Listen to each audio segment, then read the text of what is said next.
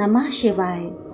श्री शिव पुराण विद्येश्वर संहिता प्रथम खंड। तीर्थराज में मुनियों का समागम। श्री व्यास जी बोले, एक समय की बात है कि श्री गंगा जी तथा कालिंदी के संगम परम पावन प्रयागराज में सभी ऋषि मुनियों का समागम हुआ। उस समय पौराणिक सूत जी वहाँ आए तो सभी ऋषि मुनियों ने उठकर उनका आदर सत्कार किया और यथा पूजा सत्कार करके आसन दिया और उनसे हाथ जोड़कर कहने लगे, हे मुनीश्वर, कलयुग में सभी प्राणी पाप ताप से पीड़ित होकर सत्कर्म से रहित, पर निंदक, पर स्त्रीगामी, दूसरे की हत्या करने वाले, देहाभिमानी, आत्मज्ञान रहित, नास्तिक, माता पिता से द्वेषी और स्त्रियों के दास हो जाएंगे। वैश्य भी संस्कार से हीन, अपने धर्म से रहित, कुमार्गगामी होंगे। ऐसे ही शूद्र भी अपने कर्म को छोड़कर तिलक छापे लगाकर ब्राह्मणों का सा आचरण करने वाले, नकली तपस्वी, ब्राह्मणों के तेज हरता, शालिग्राम आदि पाषाणों का दंभ से पूजन करने वाले, कुकर्मी, विद्यावाद विवादी, धर्मलोपक, दंभी, अभिमानी, क्रूर, धर्म वर्ण के नाशक, दुष्कर्मी होंगे। स्त्रियां भी धर्म से रहित हो जाएंगी। वे तमोगुण वाली, पति से विमुख, यार के साथ रहने वाली, माता पिता की भक्ति से रहित, नित्य दुगुना रहा करेंगी। तब उनकी नष्ट बुद्धि संतानों की दशा भी क्या होगी? वे सद्गति को किस उपाय से प्राप्त होंगी? अतः इस दुख से निवारण कराने वाला कोई सरल उपाय बताइए। मुनियों की ये बात सुनकर सूत जी शंकर जी का ध्यान करके कहने लगे, श्री शिव पुराण की संहिताओं के भेद। सूत जी बोले, हे मुनीश्वरों, आपने लोक हितकारी उत्तम प्रश्न किया है।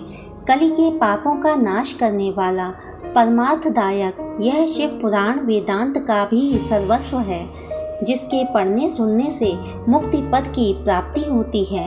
व्यास के द्वारा कहे गए इस पुराण का बहुत ही महत्व है। व्यास जी का कथन है कि इस शिव पुराण का एक या आधा श्लोक भी कोई पढ़ेगा तो पाप से छूट जाएगा और सावधानी से पूरा पाठ करेगा तो जीवन मुक्त हो जाएगा।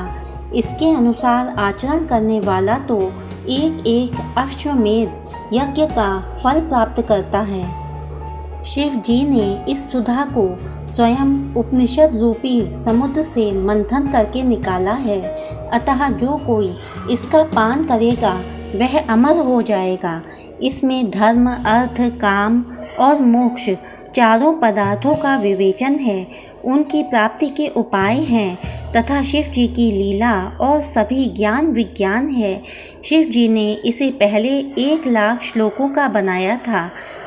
विद्येश्वर संहिता, रुद्र संहिता, विनायक संहिता 10-10 हजार श्लोकों की, उमा संहिता, मात्र संहिता 8-8 हजार श्लोकों की, एकादश रुद्र संहिता 13,000, कैलाश संहिता 6,000 श्लोकों, शतरुद्र 3,000, कोटि रुद्र 9,000, सहस्र कोटि रुद्र 11,000, वायवीय संहिता 10,000, धर्म संहिता 12,000 की थी।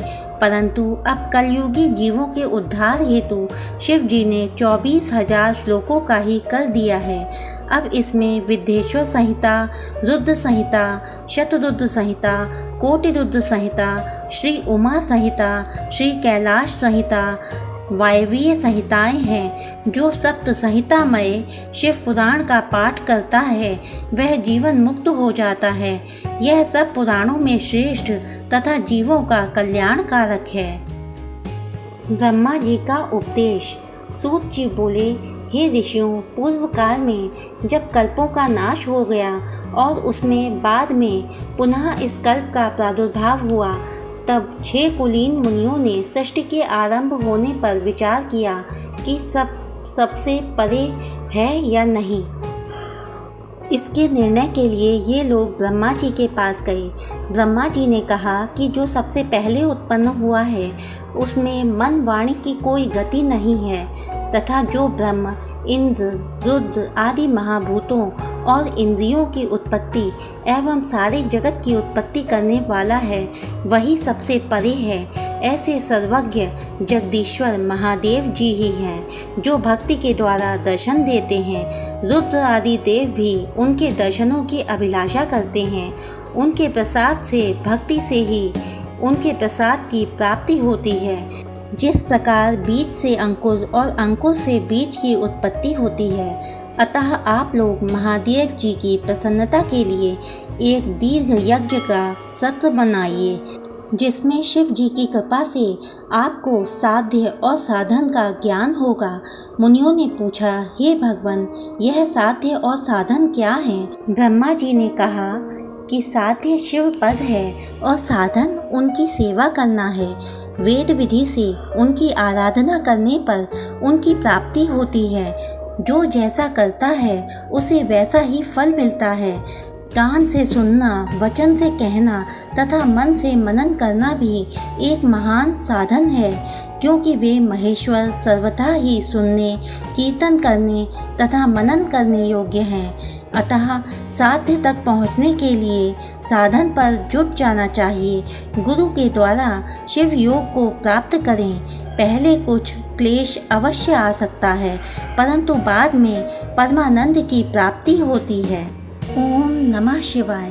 प्यारे भक्तों, इस वीडियो को लाइक करें और हमारे चैनल को सब्सक्राइब करें। धन्यवाद। ओम नमः शिवाय।